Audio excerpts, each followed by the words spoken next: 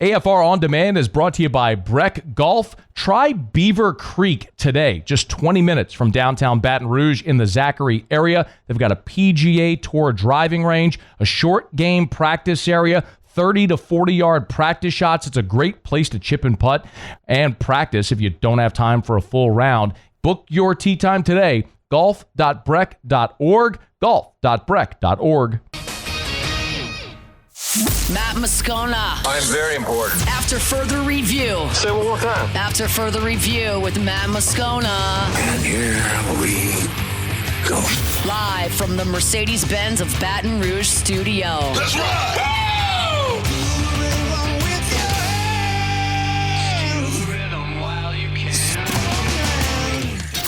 You can't handle the Riot Radio Hour. Let's do that again.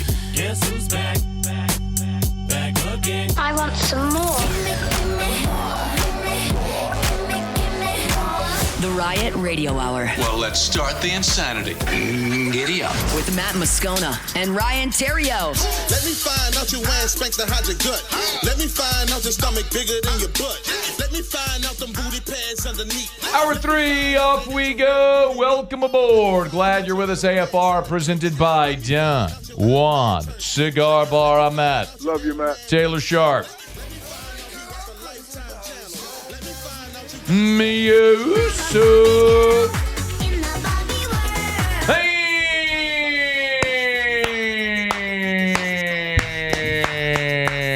Theriot. We're here. Glad you are as well. Get out there, make it a good one. 5 o'clock, quitting time. Glad you are driving home with us. Jimmy? Yeah. By the way, there was one more Ask Ryan I wanted to get to. I forgot to. Shout out to Don, at Don the Dude 85 on Twitter, who said, how good does Theriot think he is at poker? I think I'm pretty good. Yeah. I'm pretty decent. Yeah. Stole a lot of people's money? Well, I think I was just a smart player. I would just wait till folks would be overserved, and that's when I would get in the game. Love it. By the way, guys, pretty good at poker. Barstool Mintz. You got to hang out with Mintzy in Chi-Town last week. Mintzy, how are you?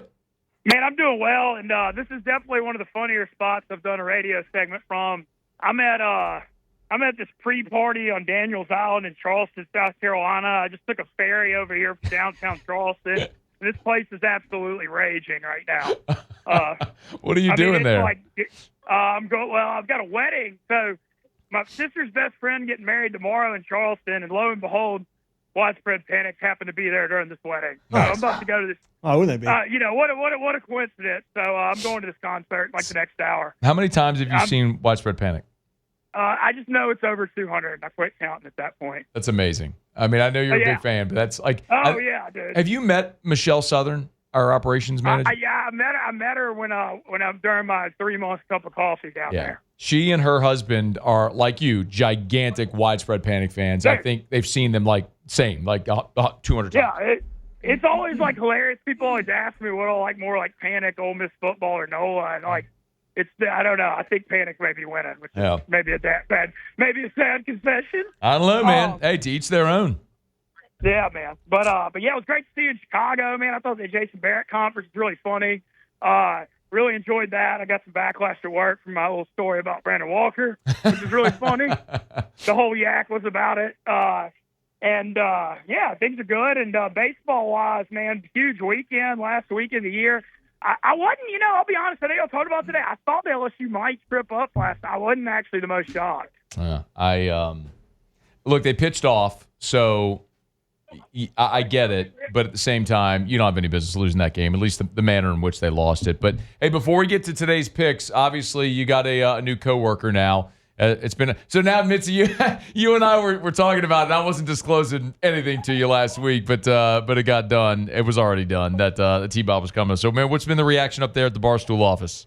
Man, everybody's so pumped. The really good thing, I think his trajectory up there is going to be so huge. Because Brandon Walker likes T-Bob a lot, and so he's going to get to do a lot of that college football with him, which is going to be, huge for him. And then, man, everybody's just super excited. You obviously worked with him for a long time. He works hard.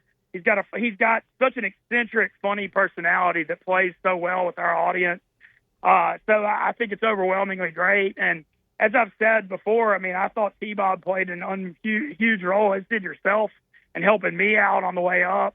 And I think it's really full circle that he gets to join now.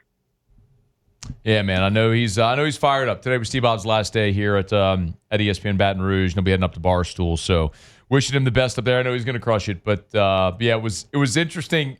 Mintzy and I last week we're trying to have this. I know you're trying to pry a little bit, but I wasn't really budging on what I knew or could say. But it was just a matter of time. I knew Wednesday was the announcement. So. Y'all take good care. I saw the OTB announcement this morning too. Pretty great selection. I think that as always, Guarantee Media and ESPN Baton Rouge charge all. Y'all hard to face. Yeah, man. Matt Flynn's going to be great. We're excited to lock him in. All right, let's get to some picks. Muse, hit it if you would. Play ball!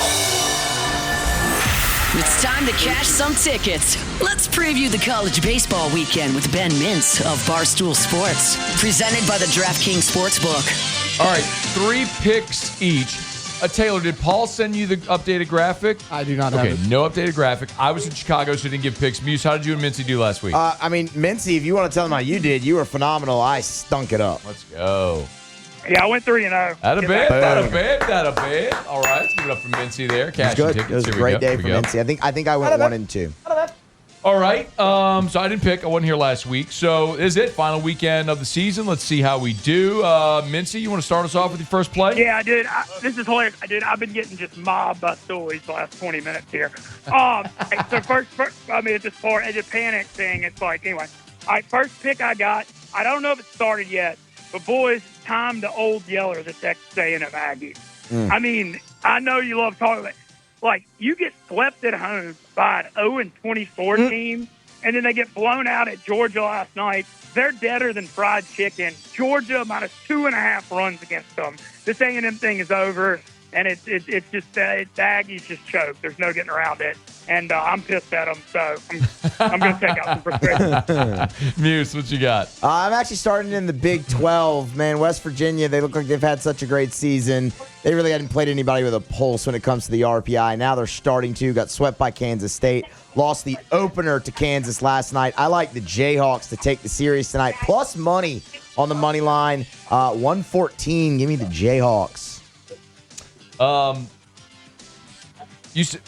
sorry, you're taking Kansas, you said? Yeah. Okay. Giant weekend. You know what, Mintzy? The first game I had written down, I was gonna take a flyer on A&M plus 2.5, and you might have just convinced me not to do it. So I was searching for another game. I do love Oregon with a ton to play for, but they're minus 166 on the money line. I think our cutoff is 150, right? Yeah, that's fine. Wait, so can I take Oregon money? I think it's 180. Yeah. All right. Give me Oregon on the money line at Iowa. All right, Mintzy, what's your second? You just completely moved me off my A&M pick. Yeah. And that means they're just dead. They got blown out last night. They're dead. Maybe, but in that bitty ballpark and the way A&M can swing it, they can run into some. And I mean, 2.5 just feels like a lot against an offensive team, a team that has big offensive potential in an offensive ballpark. But anyway, I'll pick Oregon money line. All right, second one. Well, I'm also mad at them, so maybe my logic is flawed. I know. All right, my second pick is under 10 in Tennessee, Arkansas. Liam Doyle, they held him till Friday, so he didn't pitch last night. Arkansas is a really good number 2 starter too, so I'm going under 10 with Doyle on the mound there. Muse? Yeah. I'm going to Oxford, and I'm going to take the Auburn Tigers in a bounce-back spot. They got everything that Hunter Elliott had to offer last night. He was fantastic, 7 shutout. But Sam Dutton's going to go tonight. You're on to number 2 for Ole Miss. Auburn, obviously, trying to lock in a national seed as well. Give me Butch Thompson's crew, minus $1.35 on the money line to bounce back. Missouri, Mississippi State, under 16. I just always blind bet the biggest number. You see the score of that game last night? Yes, I did. Okay. Missouri. Stay hot, Otter. Missouri, Mississippi, right? Oh, God. First thing I thought of. Bro, whenever, the amount of people that were texting me last, because by the way, he, yesterday, Mintzy, Otter gave Missouri, and I was like, no, I'm not spending my money on, I will not bet my money on Missouri ever. No, I will not do it. So, yes, I got a lot of messages last night. Yeah, anyway, it was give me Missouri, Mississippi State under 16 in this ballgame. What you got for the third one, Mintzy?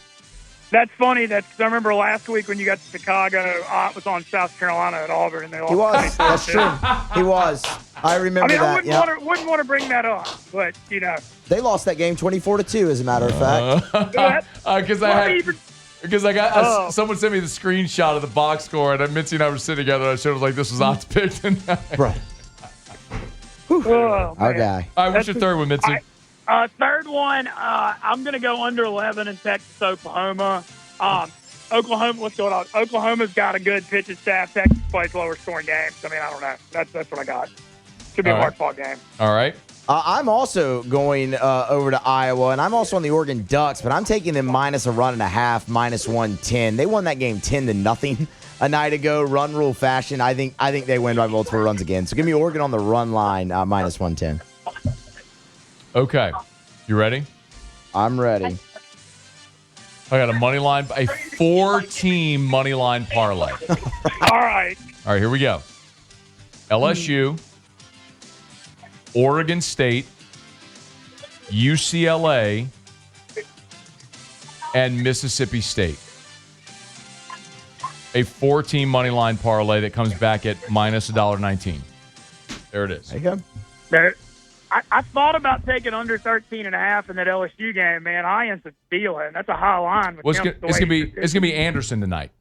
Oh, it's Anderson. Okay, my bad. Yeah. I didn't do that it's Thursday, Friday. Well, you know what? It's just as good. Yeah, Anderson and Ianson have been awesome. I'm curious to see how it goes, but yeah. All right, Mintzy, we appreciate it, man. Have a great weekend there in South Carolina. Man. Enjoy the festivities. All right, buddy. All right, man. Be well. That is Barstool Mintzy. I'll get him on Twitter, all the places. Take good care, man, of T-Bob up there. What you think about any of that, Mr. The Riot? I think that all sounds great. Great. Yep. I think all those picks sound really good. For a guy that's a poker player and stuff, not interested in sports betting stuff, what do you think about Pete Rose? They lifted his ban. Well, he's not alive anymore, so his lifetime ban is no longer alive, so his lifetime ban is lifted. I hate that. I hate that they waited the way they did. Yeah. The Shoeless Joe Jackson ban lift was interesting. Why would they do that 100 years later? Yeah, I mean I think there was 8 of them that all got lifted. Those folks. I mean, are they gonna let Bonds in? Are they gonna let McGuire in? Are they gonna let that's not as long as the old curmudgeons that are the sports writers that are voters are still living. Yeah, so it'd be a different. It'd be a Shoeless Joe type situation. Yeah, they'll die, then they'll put them in. Yeah, 50 years from now, 100 years from now. No, man, those sports writers will all be dead soon. Like they were old when I was. They're old. Yeah, you're right. You're right there. Life expectancy's longer now. Not for sports writers. Okay. Did they know that? Yeah, I don't know. Maybe. Probably. I'm sure. Protect Peter Gammons at all costs, okay? Yeah. He's good. Old Pete. Are the Steelers going to trade for Chris Olave? Talk about that next. AFR. GLO, glowresources.com. Complete employer solutions. Tell you all the time what Glow is by telling you what they aren't. They are not a temp staffing agency. No, that's not what they do. Nope. So if you're an employee looking for a job, do not contact Glow Resources. Nope, not them. They will find you. If you're a business owner and you need the right people, contact Glow Resources. Yeah. If you're an operations manager, an HR manager, if you're in charge of hiring, if you need skilled blue-collar labor, doesn't matter what industry you're in, roofing, maritime, ad agencies, insurance agencies, anything. Legal firms, accounting offices, really, anything. You need the right people to make your business the most efficient it can be. Glow Resources will find those people. They got offices all over the country. They're based right here in Baton Rouge. GlowResources.com. GLO, glowresources.com. After further review with Matt Moscona, presented by Don Juan Cigar Bar.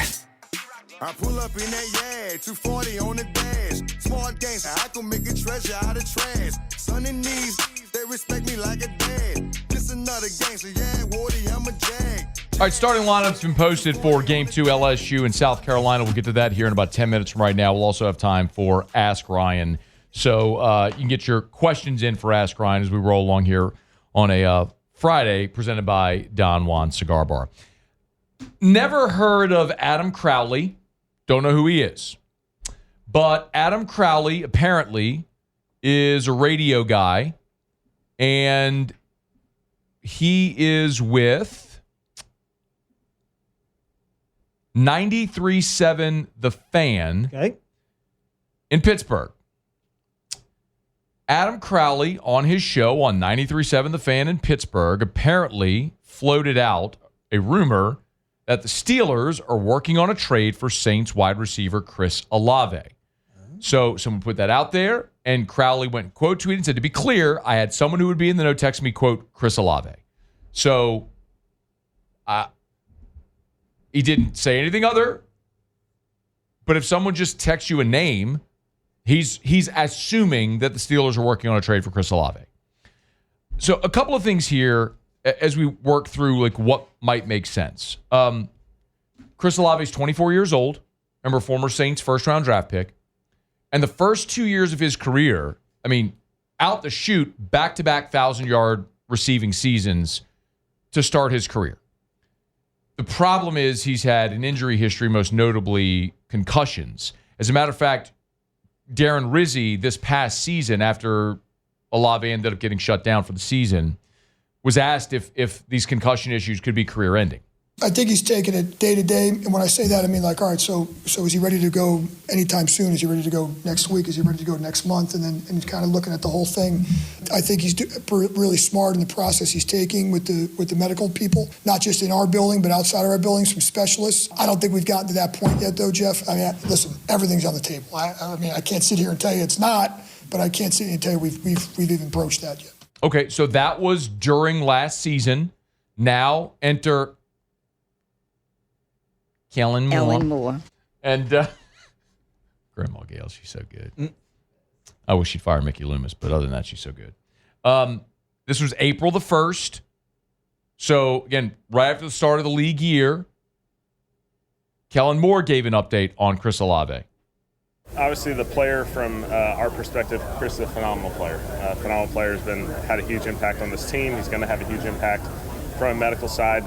On my side of it's just education and understanding the circumstances he is in. Obviously, we feel very comfortable with Chris. Understand he's been through a lot the last year or two, and so we feel like there's a plan in place to continue to let him progress. And certainly, I get the feeling that he's really, really excited about this opportunity. Okay, so when you look at the Saints situation and the why this rumor might make sense, a couple of parts of it. Number one, the Steelers just traded George Pickens to Dallas. So that component of it means the Steelers are looking for an elite wide receiver. They just traded an elite wide receiver to Dallas. Okay, so they're looking at someone who might be able to be a number one for them that they can get at a relatively inexpensive cost. Olave still on his rookie deal. He just finished his third year in the league, so he has this season. The Saints picked up his fifth-year option, so he's got 2 more years under his rookie deal, and the Steelers, in theory, should be able to get him relatively inexpensively. For example, just for context, the George Pickens deal, Pittsburgh sent Pickens and a 2027 6 to Dallas in exchange for a 2026 third-round pick and a 2027 fifth-round pick. So basically, they did a pick swap in 27, and they get a 2026 third-round pick in this upcoming draft for George Pickens. I mean, if you're the team acquiring the player and the player helps you win now, that's a relative bargain. Absolutely. So from Pittsburgh's perspective, if they're able to flip that, in essence, great.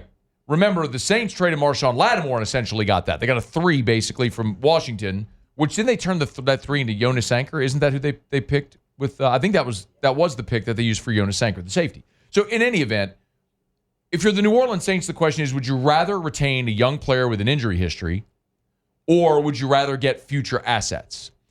And for me, I'm ready to fire sale the whole thing.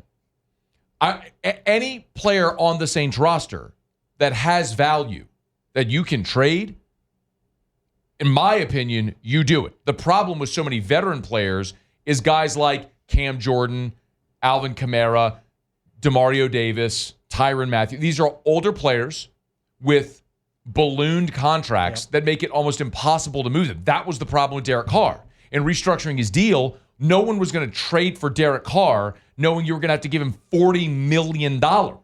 So, I mean, Kat Terrell was with us and kind of explained that whole situation, and it's very obvious. Like, why would someone give you an asset to take on an aging player on a bad contract? You're not. So, if you have young assets that you can move, and someone's willing to give you a future asset that lets you get younger and less expensive, then I'm for it. And there's also the giant question about Chris Olave's health. Yeah. So if you can get something for him at this point, you do it. Now, you're also looking at probably working in a rookie quarterback this year in Tyler Shuck, and he's got to have somebody to throw to. And so Olave, Shaheed coming back off of injury, the thought is give Shuck a full deck to see what he looks like. If you remove Olave from the mix there, that's a challenge. But as we look at Chris Olave, I mean, you did just sign Brandon Cooks, who at this point in his career is an older Chris Olave. So, and I get it, he was the deep threat at one point, he's not that anymore. So, I mean, they're physically on the same guy, just 7 years apart. So maybe it's a thing where you trade Olave, you've got Cooks and Shaheed, you try to acquire another veteran inexpensively somewhere along the way, roster cuts or whatever. You make it through this year, but really you're just showing you're building toward the future. You were traded. I mean, you dealt with this in your career. Like, what do you think about that whole process? Yeah, I mean, look, the trading process, depending, a guy like Olave who was drafted by the Saints, assuming it's a good relationship and he enjoys where he's at, the trading process sucks. I mean, it's just not a whole lot of fun. But when the team's losing and you don't see winning games in the future or near future, you want out. I mean, you want to go somewhere where you can win and win fast. Losing sucks. So, if I'm Olave, I'm going, yeah, absolutely. Let me go somewhere where I have a chance to win some games. Nothing is worse than showing up to the ballpark knowing that you're not going to win, knowing that you're the underdog, you're behind the eight ball. I mean, that makes for a really bad situation and feeling. So in that sense, if I'm him, I would want to go. When I was traded, we were actually good. Like, we'd been good for 3 or 4 years leading up to that, and there was an opportunity to maybe do something cool. And 4 or 5 years later, it actually happened in Chicago. But yeah, I mean, I agree with you on the asset piece, and if you can get young, you get young. But back-to-back 1,000-yard seasons on a team that's not great, and that just doesn't happen every year. I mean, I get the uncertainty on the concussion side. What do you think about from the team's perspective? I mean, because I think it's unfair to the guy that you drafted to go play quarterback to throw him out there with an aging Brandon Cooks. I mean, that stinks. I don't think that they think Shook's gonna be the answer. At least I hope they don't for the next 10 years. Oh, I think they think that. Oh. They drafted him to be. No, I know they did. Now, whether he will be or not, but they did extensive research in this draft to find that guy for Kellen Moore. And they identified Dart and Shuck. They weren't able to get Dart. The Giants traded back in round 1, took him. They were patient, waited. Shuck was there at 40. They took him. I think they are trying to see what they have and see if Tyler Shuck can be their franchise quarterback. If that's the case, you got to keep Olave. I mean, there's nothing worse than throwing a guy out there and giving him nothing to work with. I mean, Olave, as a rookie, had 1,042 receiving yards. In year 2, he went for 1,123, but this past year he played in just 8 games because of the concussion issues. For me, I think it's less a question of the productivity. It's more a concern over the concussions. He's small. Was there some character stuff with him? Was there some... I feel like maybe it wasn't him. No? No. I think you got to keep the guy, man. You're balancing a couple of things here. I think you're balancing the potential short-term success of Tyler Shuck as a rookie or your ability to build a winner long-term. And my perspective is I got to have a long-term vision here. Well, but if he's healthy, though, let's say the concussions aren't chronic. Let's assume that he got his bell rung a few times and had some issues, and just like a lot of guys do, and that's not going to happen. I mean, if that's the case, then you 100% want this guy catching balls. right? Maybe, but here's the difference, that just my perspective, and I don't know that there's a right or a wrong. And was he a first round? He was. Yeah. That was the year where they had 2 first-round picks. They did the deal with Philly. They took Olave and Penning in the same draft. But I think as I look at this, it really is a matter of what is your approach. Are you trying to win now, or are you thinking long-term vision build? Because if you're not going to be competitive this year, and I don't think they will be, I don't either, then Chris Olave doesn't help you win this year. So if you're thinking toward the 2026 season and draft, if I can accumulate more assets for that draft, that's going to help me get younger and more talented. I'm thinking 26, 27. Then remember also, 26 would be Olave's final season on his rookie deal. So then you have to decide if you're going to pay him. Yeah. And are you really going to invest number 1 wide receiver money into a receiver who's undersized with a concussion history? I can't say that you do. So do you end up seeing him walk in 2 years anyway? That's a good point. So that it's just, for me, the perspective that I have had on New Orleans now for 3 years. I am ready and have been ready for them to push the full reset button and start planning for their future. But it's pretty clear that Mickey Loomis has been trying to win another one now. And with Sean Payton and Drew Brees, I fully endorse that. But when Brees retired, I was willing to take a look at it with Jameis. Like, could you, because bringing in Jameis, the concept was the same as when you brought in Brees. Young veteran, discarded by the team that drafted him, and this is a big difference from Carr, because people have been throwing this at me. Carr was 32. Yeah. Like, he was 9 years into his career. We knew it. There was a large enough sample. Jameis had a 5,000-yard season. Mm-hmm. And there was a reason to believe, look, this guy was the number 1 pick in the draft. Put him with Sean Payton and let him sit behind Drew Brees for a year. Maybe he could flourish. So I got that. And by the way, they were 5-2 through 7 games before he tore his ACL. Who knows what that could have been? So I was good with that process. But when that unraveled, you were done. Yeah. You were done.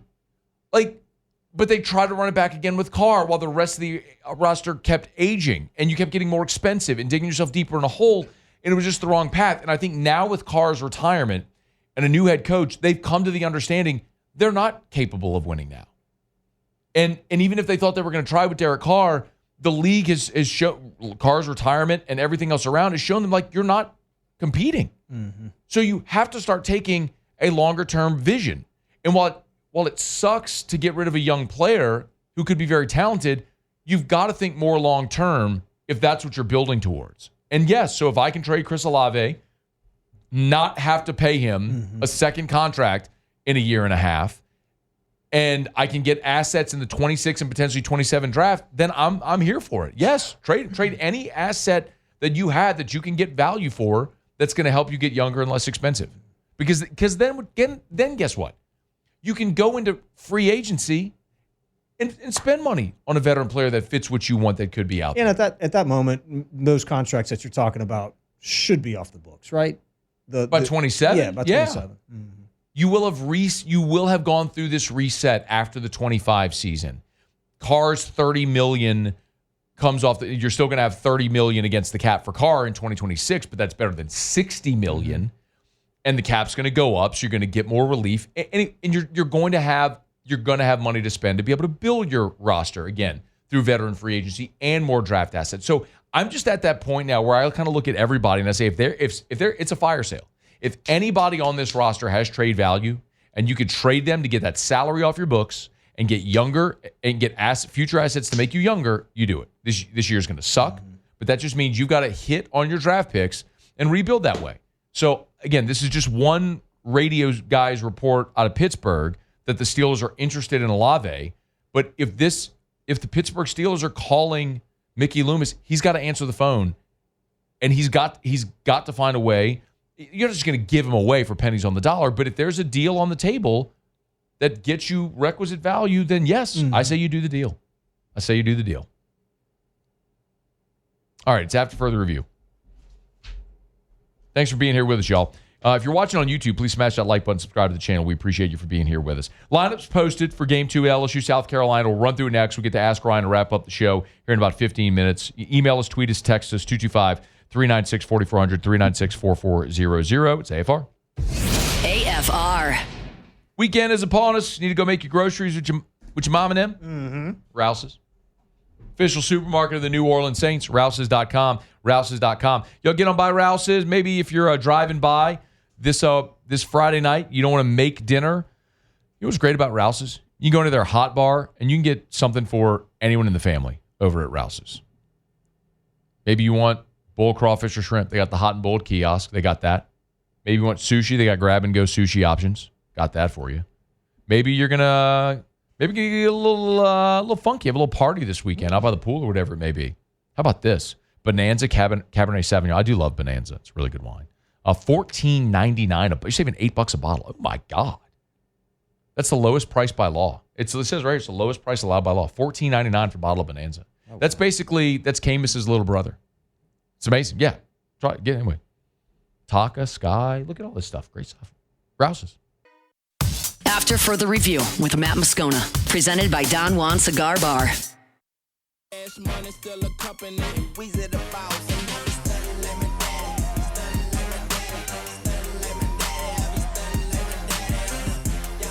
All right, lineups posted. Game 2, LSU and South Carolina. First pitch here about 23 minutes from right now.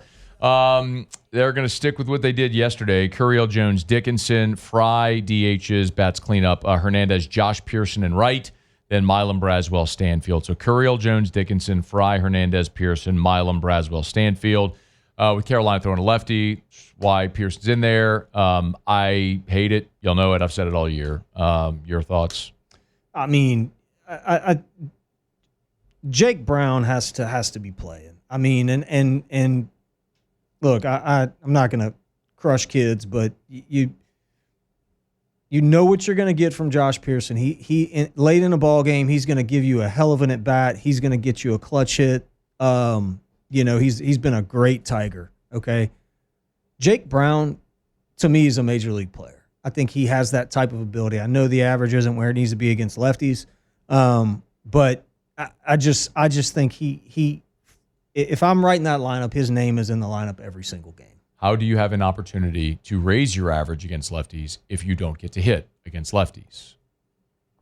Yeah, you don't. And by the way, and everybody knows how I feel because I've been yelling about this all season. It is nonsensical. I think Jay has been stubborn with this. He's the coach. He can do what he wants. His team is lineup. Jake Brown in conference is hitting .294. Your conference batting average. Stanfield 330, Dickinson 308, Curiel 296, Brown 294. Okay.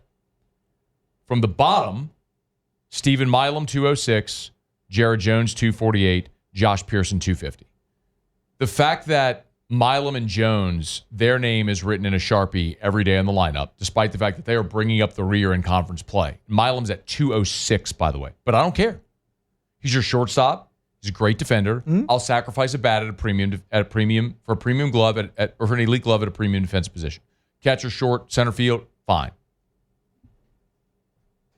It is nonsensical to sit here and tell me that Jake Brown doesn't hit lefties, so Josh Pearson's going to be in there. And Jake Brown is your best defensive he'd be your best defensive option in right field.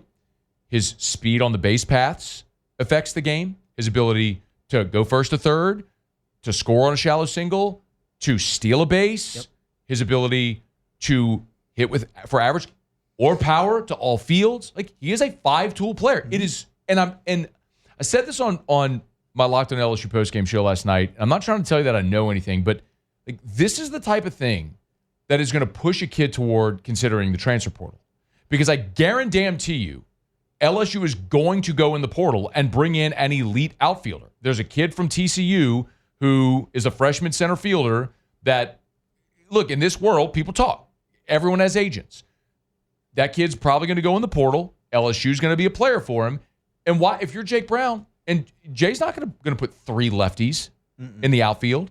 Like, you're going to push this kid toward the portal because of your unwillingness to play a 5-tool guy, letting him rot on the bench. It just doesn't make a lick of sense. The speed thing, too, man. I mean, and that's you hit the nail on the head. The name of the game is to touch home plate more than the other team.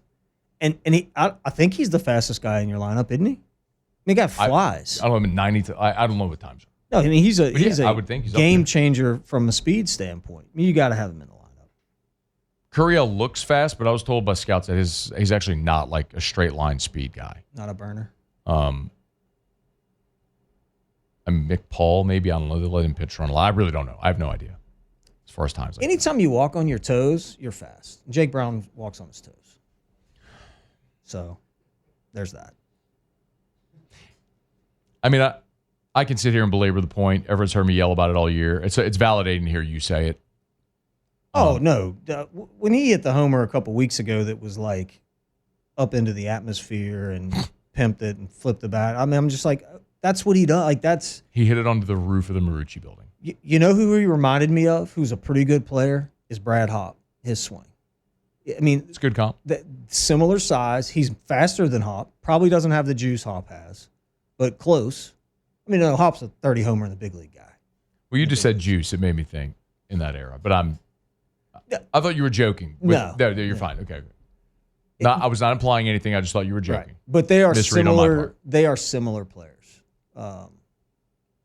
I think he's going to be that guy too. I really do. I think he plays in the big leagues for a long time. Like, it just, and I'm not saying, and I think you're agreeing, like, I'm not saying there's no role for Pearson or Fry, but the very obvious answer is put Brown and right every day and platoon lefty-righty, Fry, Pearson at DH. No. To me, Fry doesn't come out of my lineup either. So then Pearson is just a pinch hit? Correct. Okay. I mean, Ethan Fry doesn't come out of my lineup, and Jake Brown doesn't come out of my lineup. Now, to your point about Milam and Jones at the bottom, I don't know what else there is there to play shortstop, and I think if you got a guy that can pick it, that is a leader, has had some big hits for you, I mean, shortstops, that's a position that there's got some value, defensively for sure. I mean, I would say the only option is you'd move Brazel back to short and you could put Tanner Reeves at third, but they're not doing that at this point. No. You're not taking Steven Milam out of the game. Yeah, he's staying right there. I mean, his ability to affect it, like we know the ability is there and he'll have big moments. He's just fighting it this year. I mean, there's not a great explanation for it. I mean, maybe you watch with a much keener eye than I do. I mean, what do you see with Milam? I think he's just pull happy. I think he's very pull happy. I do. I think he's hit some homers. I think last year he used the whole field. He was a very impressive hitter. When he has gotten going a little bit from the left side, he was spraying the ball the other way a little bit more. I just think he's just simply gotten a little big in his swing. Muse mentioned it earlier, but the rollovers, the double plays, I mean, that's out of character. That tells me you're out in front of everything and just trying to yank. But yeah, man, look, Ethan Fry can't leave either, by the way, because the kid can hit. Ethan Fry is going to be your first baseman next year. He can't play a position. He's going to be Jared Jones. He's going to stand on first base and he's going to club homers. And he's going to come back next year because he doesn't have great draft value. Because he does one thing. He hits for power. As far as scouts see it, right? Like that's not going to be a guy that's going into the draft that's going to be a top 10 round guy this year. So he'll be back. Fully expect he'll be back next year. And he'll replace Jones at first base. And he'll hit in the middle of your lineup and hopefully hit you 20 bombs. And you'll be great having him back for another season. A guy who stayed, and you pull for guys like that. That's great. It's just, I can't understand when you have a guy that can impact your game in the way that Brown can, continuing to not play him. It just. What's his overall average on the year? Brown is at 3. It's 316.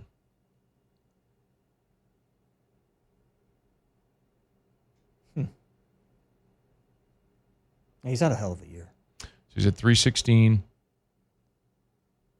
316 overall, and in conference play, he's at 294.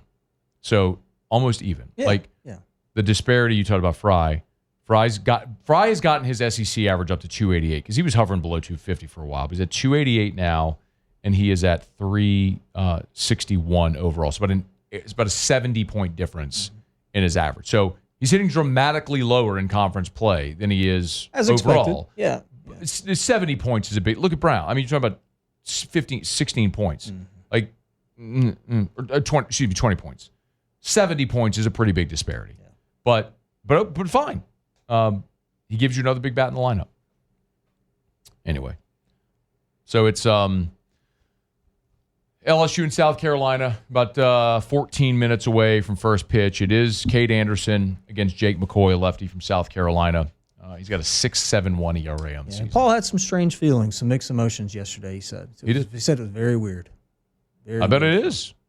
Guy, I'm sure he thought he was done. He would never leave Baton Rouge. Yep. Now he's not only coaching against LSU. I bet he does have weird feelings and emotions about it. All right, it's after. Yep, sorry. Go ahead. I was going to break. You good? What you got? No, go ahead. I was going to say it's got to be strange. Yeah. All right, Ask Ryan next. AFR. Brought to you by Goodwood Men's Sexual Wellness, yourgoodwood.com, yourgoodwood.com. Hormone replacement therapy, so many other treatments. So, yes, we're talking about ED treatments. And look, if you have ED, don't live life with ED. No, Goodwood can help. Yourgoodwood.com. But ED sucks. Hormone replacement therapy. I mean, look up do your own research. The link to cardiovascular health, prostate health, of having healthy testosterone levels. Like, how many 20-year-olds do you learn that have prostate cancer? Not very common. They have healthy testosterone levels. Learn more at yourgoodwood.com. Schedule your blood labs. Let them draw your blood and see where you are and if they can safely and affordably supplement you. Lowest prices, never any contracts, but they have so much more. Their peptides are incredible. I've been trying BPC 157, which is supposed to aid in recovery. I'm in the 4th week of my cycle right now. Excited to get through an 8-week cycle and let you know how I feel. They have NAD treatment as well. You want to live your best, most vital, fullest life. Goodwood can help. Yourgoodwood.com. After further review with Matt Moscona, presented by Don Juan Cigar Bar.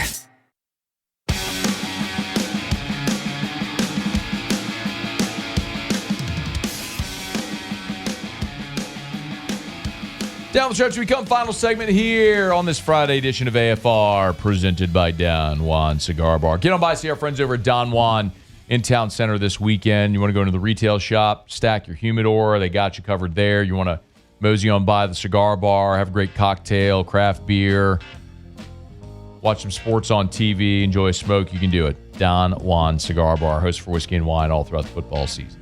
Been asked a lot who's going to replace T-Bob on Whiskey and Wine. You want to do it? No. Yeah, I didn't think so. Not really. Yeah, I didn't think so. I'll take suggestions if anybody's got them. What about the Otter?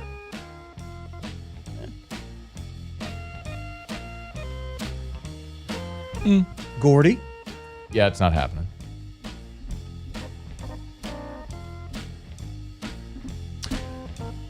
John Borne, or Bourne, B-O-R-N-E. Why is Jake Brown not in the everyday lineup? Transfer portal, here he comes. Ask Ryan. We literally just talked. Yeah. Mark, ask Ryan, is Chicago ready for T-Bob?